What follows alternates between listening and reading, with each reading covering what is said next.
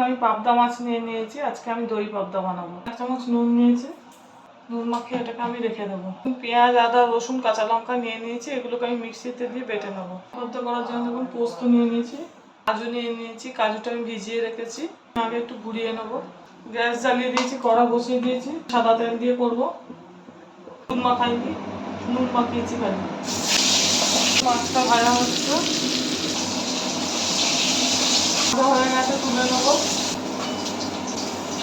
আবার দিয়ে দেবো। মাছ ভাজাটা আমার হয়ে গেছে, আমি তুলে নেবো। আমি ছোটো এলাচ, দারচিনি আর একটা শুকনো লঙ্কা নিয়েছি, এটা ফোড়ন দিয়ে দেবো। এতে তেল আছে, আমি আর তেল দেবো না। পেঁয়াজ, আদা বেটে রেখেছিলাম লঙ্কা, সেগুলো দিয়ে দেবো এর মধ্যে। এখন জিরে গুঁড়ো নিয়েছি, সামান্য একটু জিরে গুঁড়ো দিয়ে দেবো, গুঁড়ো নিয়েছি, ধনে গুঁড়ো দিয়ে দেবো। এখন আমি বাটিতে টক দই নিয়েছি, টক দই দিয়ে দেবো। কাজু বাদাম বেটে রেখেছিলাম, পোস্ত, কাজু বাদাম, এটা দিয়ে দেবো। মশলাটা আমার এরকম হবে, তেল ছেড়ে দিয়েছে, জল দিয়ে দেবো, নিয়েছি, নুন দিয়ে দেবো। মাছগুলো এবার আমি এর মধ্যে দিয়ে দেবো, বাদাম বাটা জলটা আমি এর মধ্যে দিয়ে দেবো।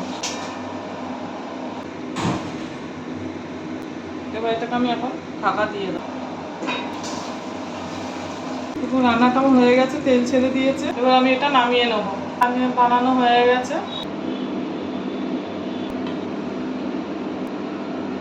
আমি একটু ধনেপাতা দিয়ে গার্নিশ করে নিয়েছি। দেখুন দই পাবদাটা আমার বানানো হয়ে গেছে। তবে বাড়িতে বানিয়ে করে খাবেন, ভালো লাগবে। আর আমার চ্যানেলটা লাইক, সাবস্ক্রাইব আর শেয়ার।